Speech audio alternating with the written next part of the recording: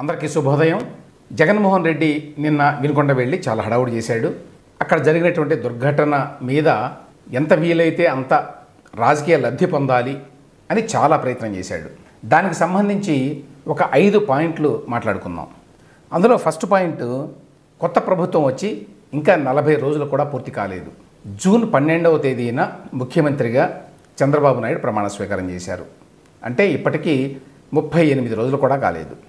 కానీ అప్పుడే జగన్మోహన్ రెడ్డికి ప్రభుత్వం ఉండకూడదు, ఇంతకంటే ఎక్కువ కాలం పాటు నేను ప్రతిపక్షంలో ఉండలేను, తక్షణమే నేను అధికారంలోకి రావాలి, చాలా కష్టంగా ఉంది అన్నట్టుగా వ్యవహరిస్తున్నాడు.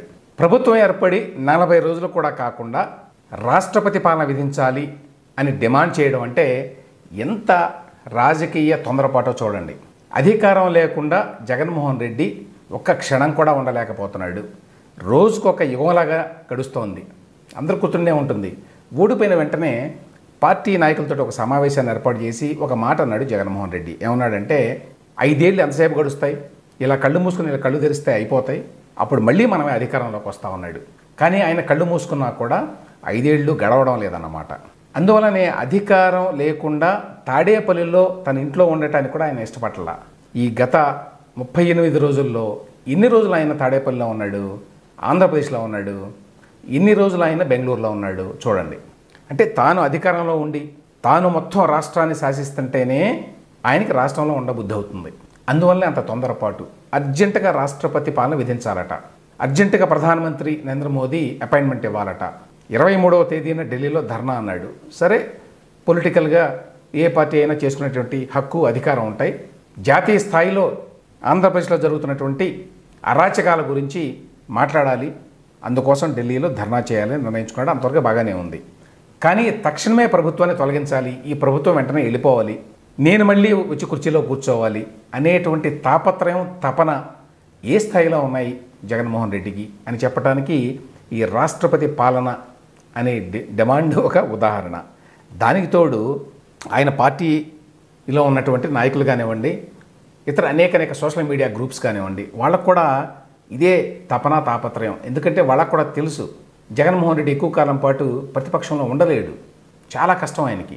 చాలామంది అనుకోవచ్చు 2011లో ఎప్పుడో పార్టీ పెట్టాడు, అప్పటి నుంచి 2019 వరకు అధికారం లేకుండా ఉన్నాడు కదా అని. అధికారం రుచి చూడకముందు ఒక విధంగా ఉంటుంది, అధికారాన్ని రుచి చూసిన తర్వాత ఆ వైభోగం వేరు. ఆ తర్వాత కూడా మళ్ళీ వెనక్కి వెళ్ళి గతంలో ప్రతిపక్షంలో ఉన్నట్టుగా, గతంలో లాగా అధికారాలు లేకుండా, సర్వాధికారాలు లేకుండా, ఎవరి మీద పెత్తనం చేసేటువంటి అవకాశం లేకుండా, పోలీసు యంత్రాంగాన్ని, రెవెన్యూ యంత్రాంగాన్ని, మొత్తం రాష్ట్రంలో ఉన్నటువంటి అన్ని వనరుల్ని తన తంబు కింద పెట్టుకున్నటువంటి పరిస్థితి లేకుండా ఉండటం చాలా కష్టంగా ఉంటుంది. గతంలో అధికారం లేకుండా ఉన్నాడు జగన్మోహన్ రెడ్డి, కానీ అధికారాన్ని రుచి చూసిన తర్వాత 2019-24 మధ్యకాలంలో ఇప్పుడు ఆయనకి చాలా కష్టంగా ఉంది. అదే కేసీఆర్ కూడా వర్తిస్తుంది. నిజానికి కేసీఆర్ కూడా అంతే, చాలా కాలం పాటు అధికారం లేకుండా ఉన్నాడు, కానీ వరుసగా 10 ఏళ్ల పాటు అధికారంలో ఉన్న తర్వాత ఆయన చాలా కష్టంగా ఉంది. ఇప్పుడు పార్టీని నిలబెట్టలేకపోతున్నాడు. ఇప్పుడు జగన్మోహన్ రెడ్డి కూడా అంతే, 5 సంవత్సరాల పాటు ప్రతిపక్షంలో ఉండాలా, ఎంత కష్టం. ఏదో విధంగా చేసి రాష్ట్రపతి పాలన విధించి ఆ తర్వాత మళ్ళీ ఎన్నికలు పెట్టి మళ్ళీ నన్ను తీసుకురావచ్చు కదా అనేటువంటి ధోరణిలో ఉన్నాడు. సో వాళ్ళ సోషల్ మీడియా వాళ్ళు కూడా అది అర్థం చేసుకొని ఏ విధంగా ఇప్పుడున్నటువంటి చంద్రబాబు నాయుడు ప్రభుత్వాన్ని దించాలి అని చెప్పి చాలా ప్రయత్నాలు చేస్తున్నారు. అందులో భాగంగా వాళ్ళు ఎవరికి ఫిర్యాదు చేశారో తెలుసా? ఎవరికంటే స్విట్జర్లాండ్లో ఉన్నటువంటి హ్యూమన్ రైట్స్ కమిషన్కి. స్విట్జర్లాండ్లో జెనీవాలో ఐక్యరాజ్య సమితిలో ఉండేటువంటి ఒక సంస్థ ఇది, హ్యూమన్ రైట్స్. ఐక్యరాజ్య సమితిలో చాలా ఉంటాయి విభాగాలు, అందులో ఒక విభాగం ఈ హ్యూమన్ రైట్స్ విభాగం. దాని పేరు United nations high commission for human rights. దానికి ఒక హై కమిషనర్ ఉంటారు జెనీవాలో. వాళ్ళకి రాశారు లేఖ. ఎవరంటే వైఎస్ఆర్సీపీ యూరప్ వింగ్ అట. ఏమని రాశారు? ఆంధ్రప్రదేశ్లో కొత్త ప్రభుత్వం వచ్చిన తర్వాత మానవ హక్కుల ఉల్లంఘన చాలా తీవ్రంగా జరుగుతోంది, చాలా అరాచకాలు జరుగుతున్నాయి, వీటన్నిటిని కూడా మేము డాక్యుమెంట్ చేశాము, ఇవన్నీ కూడా మేము మీకు అందజేస్తాము, అందుకోసం అని చెప్పి మీరు మాకు అపాయింట్మెంట్ ఇవ్వండి అని. సో అపాయింట్మెంట్ వారు కనుక ఇస్తే వీరు వెళ్ళి సబ్మిట్ చేస్తే ఈ డాక్యుమెంటరీ ఎవిడెన్స్ అంతా ఏమవుతుంది? ఏమీ కాదు. యుఎన్ హ్యూమన్ రైట్స్ కమిషన్కి ఎటువంటి అధికారాలు ఉండవు. ఏదైనా స్టేట్మెంట్ ఇస్తారు, స్టేట్మెంట్ ఇస్తే చెడ్డ పేరు వస్తుంది అంతే, ఆయా దేశాలకు కానివ్వండి, ప్రభుత్వాలకు కానివ్వండి.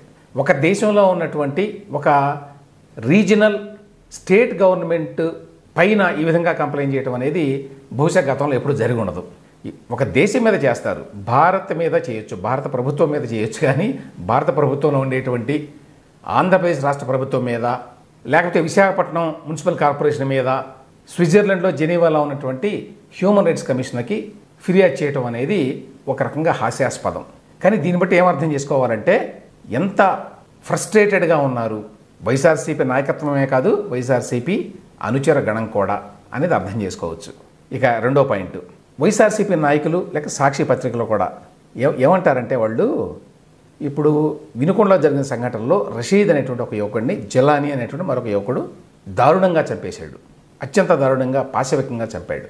వీళ్ళేమో తెలుగుదేశం పార్టీకి చెందినటువంటి వ్యక్తి వైఎస్ఆర్సీపీకి చెందినటువంటి వ్యక్తిని గొడ్డలు పెట్టి నరికేసి చంపేశారు అని ఆరోపిస్తున్నారు. వాళ్ళేమో ఇది దీంతో రాజకీయాలకు సంబంధం లేదు, ఇది గ్యాంగ్ వారు, వాళ్ళు ఎప్పటి నుంచో అక్కడ ఒక గ్యాంగ్ ఉంది, ఆ గ్యాంగ్లో సభ్యులు వాళ్ళు కొట్టుకుంటున్నారు, ఆ నేపథ్యంలో ఈ అటాక్ జరిగింది అనేది టీడీపీ వాళ్ళ వాదన.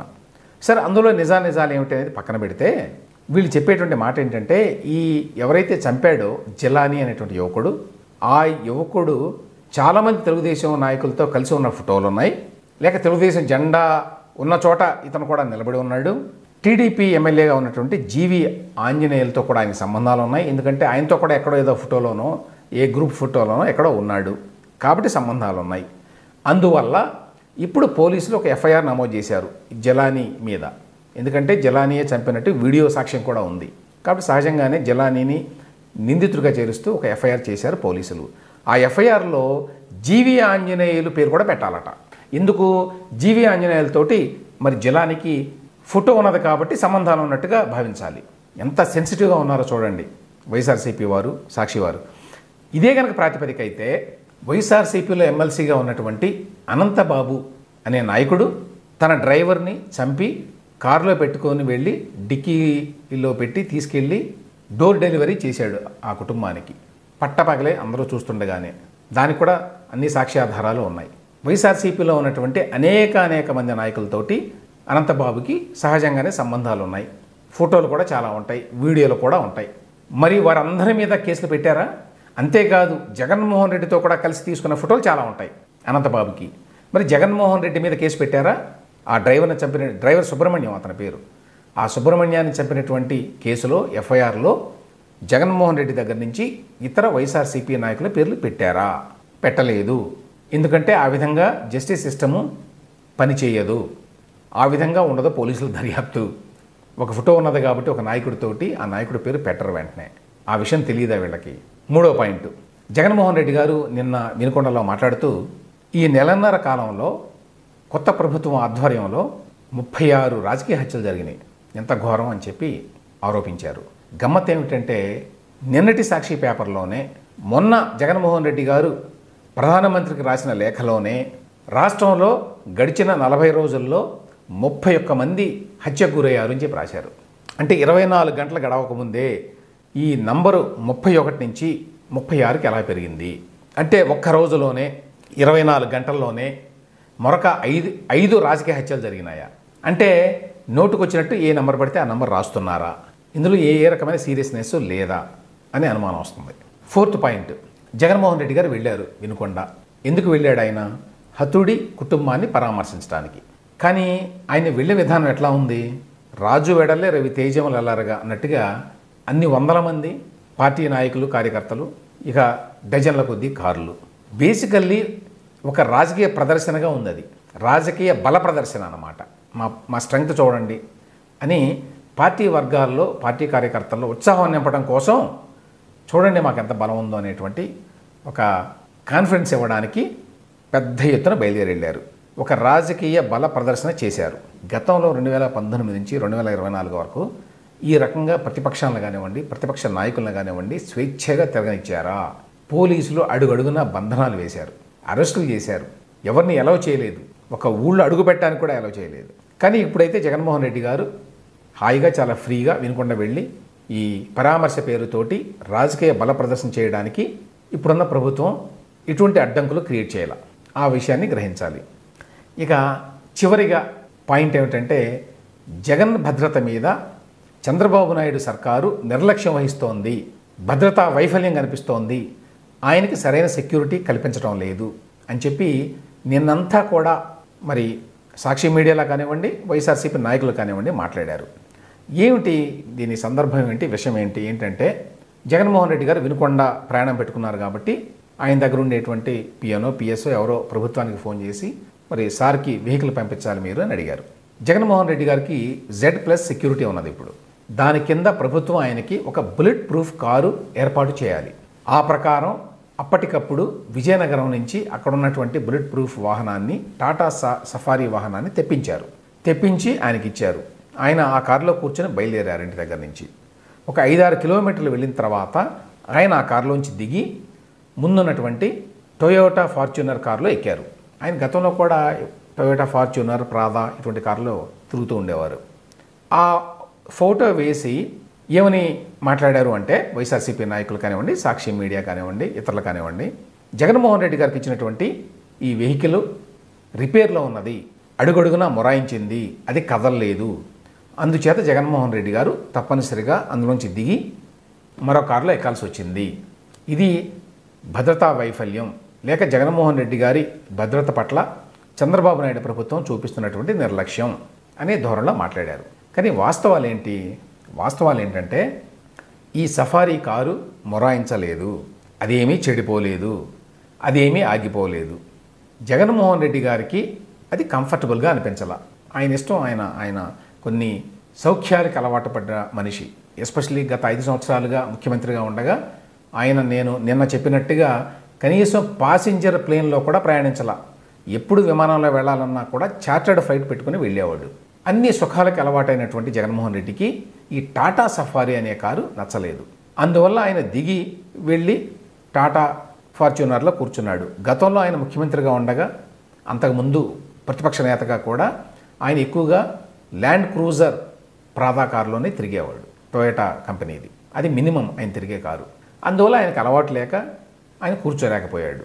కానీ దాన్ని ఏ విధంగా ప్రొజెక్ట్ చేశారు అంటే ప్రభుత్వం ఇచ్చినటువంటి ఈ టాటా సఫారీ కారు పనిచేయడం లేదు, డొక్కు కారు, మొరాయించింది ఆగింది, అది మొరాయించలేదు. ఎందుకంటే ఆ వెంటనే ఆయన వెనకనే వెళ్ళింది. ఆయన ఎక్కినటువంటి ల్యాండ్ క్రూజర్ వెహికల్ వెనకనే ఈ టాటా సఫారీ కూడా వెళ్ళింది. ఇంకొక ఇంపార్టెంట్ పాయింట్ ఏమిటంటే ఇక్కడ చంద్రబాబు నాయుడు గారు ప్రతిపక్ష నేతగా ఉండి గత 10 సంవత్సరాలుగా అదే వెహికల్ వాడారు. ఈవెన్ ముఖ్యమంత్రిగా ఉండగా కూడా వాడారు అదే వెహికల్. 2014 నుంచి 19 వరకు అదే వాడారు. 19 నుంచి 24 వరకు ప్రతిపక్ష నేతగా అదే వాడారు. చాలామంది చూస్తుంటారు ఆ వెహికల్ని. టాటా సఫారీ వెహికలే వాడారు ఆయన. ఎన్నడూ కూడా చంద్రబాబు నాయుడు కంప్లైంట్ చేయాల. ఆయన 3 సార్లు ముఖ్యమంత్రిగా ఉన్నాడు. ప్లస్ ఆయనకి ప్రత్యేకమైనటువంటి సెక్యూరిటీ అవసరాలు ఉన్నాయని కేంద్ర హోంశాఖే గుర్తించింది. ఇప్పుడు కాదు, ఎప్పుడో 2000 సంవత్సరంలో 25 ఏళ్ల కిందటే ఈయనకి సెక్యూరిటీ థ్రెట్ ఉన్నది, భద్రత విషయంలో ముప్పు ఉన్నది అని చెప్పి వాళ్ళు ఆయనకి ప్రత్యేకమైనటువంటి సెక్యూరిటీ సౌకర్యాలు కల్పించాలని జాతీయ స్థాయిలో నిర్ణయించారు, ఇక్కడ కాదు. అందువల్లనే ఆయనకి మరి ఈ కమాండర్స్ కూడా ఉంటారు. జగన్మోహన్ రెడ్డి గారికి అటువంటి సెక్యూరిటీ థ్రెట్ ఉన్నట్టుగా ఇంతవరకు ఏ రివ్యూలో కూడా బయటపడలేదు. ముఖ్యమంత్రిగా ఉన్నాడు కాబట్టి Z+ కేటగిరీ సెక్యూరిటీ, దాని ప్రకారం ఏమి ఇవ్వాలో అవన్నీ ఇస్తున్నారు. కాబట్టి ఎక్కడా కూడా లోటు చేయలేదు సెక్యూరిటీ విషయంలో. ఆయనకు ఉండాల్సిన పోలీసులు ఉన్నారు. కాకపోతే ముఖ్యమంత్రిగా ఉండగా ఆయన విపరీతంగా సెక్యూరిటీ అపారటస్ని పెంచుకొని 946 మందిని పెట్టుకున్నాడు ప్రత్యేకంగా చట్టం చేసుకొని. ఇప్పుడు అంతమంది ఉండాలి అంటే కష్టం. ఇప్పుడు ఆక్టోపస్ ఉండాలి, అడ్రస్లు వేసుకొని ఉండాలి, తర్వాత స్పెషల్ పోలీసు ఫోర్సు వీళ్ళందరూ కూడా ఉండాలి, రకరకాల అంచెల్లో ఉండాలి భద్రత అంటే కుదరదు. ఒక Z+ కేటగిరీ సెక్యూరిటీ వ్యక్తికి ఎంతమంది ఉండాలో అంతమంది, కొన్ని డజన్ల మందే ఉంటారు, దానికి కూడా తక్కువే ఉండరు. అయినా కూడా అదొక ఇష్యూ చేసి ఎంతో కొంత సింపతి పొందుదాము అని చెప్పి జగన్మోహన్ రెడ్డి గారు ప్రయత్నించారు అనేది దీన్ని బట్టి తెలుస్తుందన్నమాట. మొత్తంగా ఏమిటంటే వినుకొండ ఘటనతోటి మళ్ళీ రాజకీయంగా బలం పుంజుకోవాలని చెప్పి జగన్మోహన్ రెడ్డి గారు చాలా ప్రయత్నం చేస్తున్నారు. ఢిల్లీ దాకా వెళ్ళి గొడవ చేయాలి, అక్కడ కూడా అటెన్షన్ని మనం గ్యాదర్ చేయాలి. చంద్రబాబు నాయుడు ప్రభుత్వానికి వ్యతిరేకంగానే ప్రయత్నం. ఎంతవరకు సక్సెస్ అవుతాడో ఆయన చూడాలి మరి.